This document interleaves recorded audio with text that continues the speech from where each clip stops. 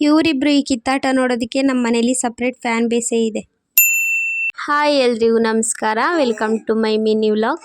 ನಮ್ಮ ಅಕ್ಕ ನೆನ್ನೆ ಬಂದಿದ್ಲಲ್ವ ರೇಷನ್ ಕಾರ್ಡಿಗೆ ಹೆಬ್ಬೆಟ್ಟು ಕೊಡಬೇಕು ಅಂತಂದ್ಬಿಟ್ಟು, ಆ ಕೆಲಸ ನೆನ್ನೆನೆ ಮುಗೀತು ಅಂತಂದ್ಬಿಟ್ಟು ಇವತ್ತು ಬೆಳಗ್ಗೆನೆ ಹೋಗ್ತೀನಿ ಅಂತ ಕೂತಿದ್ಲು. ಅದಕ್ಕೆ ಅಮ್ಮ ಇದ್ದವರು ಟಿಫನ್ ಮಾಡ್ಕೊಂಡು ಹೋಗು ಅಂತಂದ್ರು. ಇನ್ನು ಟಿಫನ್ ಎಲ್ಲ ಮುಗಿಸ್ಕೊಂಡು ಅವಳು ಹೊರಟ್ರು, ನಾವು ಕೂಡ ಬಂದ್ವಿ. ಇನ್ನು ರೋಡಲ್ಲಿ ಹೋಗ್ತಾ ನಮ್ಮ ಅಪ್ಪನೂ ಸಿಕ್ಕಿದ್ರು. ಅವರು ಅಜ್ಜಿ ಊರಿದೆಯಲ್ಲ 1 ಅವರ್ ಅಲ್ಲಿಗೆ ಹೋಗ್ತಿದ್ರು ಅಂತಂದ್ಬಿಟ್ಟು ಅವ್ರಿಗೂ ಹಾಯ್ ಮಾಡಿ ನಾವು ನಮ್ಮೂರ ಕಡೆ ಬಂದ್ವಿ. ನಾವು ಯಾವಾಗ ಬಂದ್ರೂ ಈ ಚಿಕ್ಕಡ್ಲೂರ್ ಹತ್ರ ರೈಲ್ವೆ ಗೇಟ್ ಹಾಕೇ ಇರ್ತಾರೆ. ಏನಕ್ಕಂತ ಗೊತ್ತಿಲ್ಲ, 1/2 ಅವರ್ ಮುಂಚೆನೆ ಕ್ಲೋಸ್ ಮಾಡಿಬಿಡ್ತಾರೆ. ಇಲ್ಲ ಅದೇ ರೂಲ್ಸ ಏನೋ ಗೊತ್ತಿಲ್ಲ.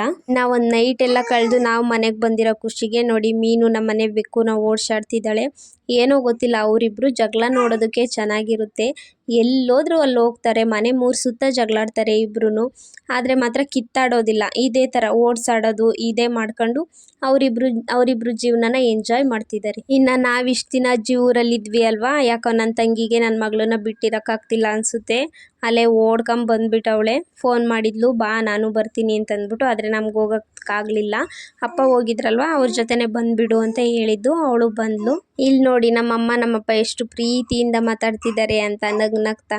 ಹಂಗಂತ ಅನ್ಕೊಂಬೇಡಿ, ಅವರಿಬ್ರು ವಾದ ಮಾಡ್ತಿದ್ದಾರೆ. ಹಂಗೆ ಅವರಿಬ್ರದ್ದು ಏನೇನೋ ಸಂಸಾರದ ನಡೀತಾನೆ ಇರುತ್ತೆ, ವಾದ ವಿವಾದಗಳು. ಮನೇಲೆಲ್ಲ ನೀರು ಖಾಲಿಯಾಗಿತ್ತು ಅಂತಂದ್ಬಿಟ್ಟು ಹೇಗೂ ಜಾಸ್ತಿ ಜನ ಇದ್ವಲ್ಲ, ಇವತ್ತೇ ಇಟ್ಕೊಂಬಿಡೋಣ ಅಂತ ನೀರು ಹಿಡ್ಕೊಂತಿದ್ದೀವಿ.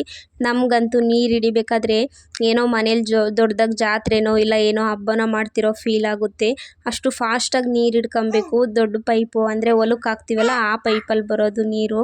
ಹಾಗಾಗಿ ಫಾಸ್ಟಾಗಿ ಇಟ್ಕೊಳ್ಳೇಬೇಕು. ಇನ್ನು ಸಂಜೆ ಆಗಿತ್ತಲ್ವ, ಟೈಮ್ ಪಾಸ್ ಮಾಡೋದಕ್ಕೆ ಅಂತಂದ್ಬಿಟ್ಟು ನಮ್ಮ ಅಕ್ಕ ಅವ್ರ ಊರಲ್ಲಿ ಇಸ್ಲುಕ್ ಹಾಕಿತ್ತು. ನೆನ್ನೆ ತರದ್ ಮರ್ತೋಯ್ತು ಅಂತಂದ್ಬಿಟ್ಟು ಇವತ್ತು ತರಿಸಿದ್ದು. ಅದನ್ನು ಸ್ವಲ್ಪ ಟೈಮ್ ಆಟ ಆಡ್ಕೊಂಡು ಇನ್ನು ನಮ್ಮ ಎಲ್ಲಡಿಕೆ ಪಾರ್ಟ್ನರ್ ಕುಮಾರ್ ಆಂಟಿ ಬಂದಿದ್ರು.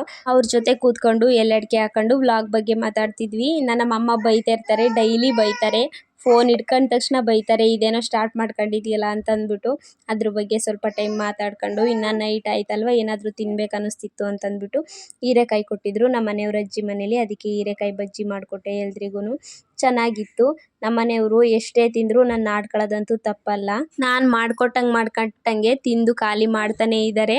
ಮತ್ತೆ ಹೇಳ್ತಾರೆ, ಇದೆಲ್ಲ ಒಂದು ಬಜ್ಜಿನ ನೋಡಿಲಿ ಹೆಂಗೆ ಮಾಡಿದ್ಯಾ ನೋಡಿ, ಹಿಂಗೈತೆ ಹಂಗೈತೆ ಅಂತಂದ್ಬಿಟ್ಟು. ಎಷ್ಟೇ ಮಾಡಿಕೊಟ್ರು ಅವರಿಗಂತೂ ಸ್ಯಾಟಿಸ್ಫ್ಯಾಕ್ಷನ್ ಇಲ್ಲ ಸುಮ್ಮನೆ ಹೇಳ್ತಾರೋ ಅದು ಗೊತ್ತಿಲ್ಲ. ಇವತ್ತಿನ ದಿನ ಹೀಗಿತ್ತು. ಬಾಯ್.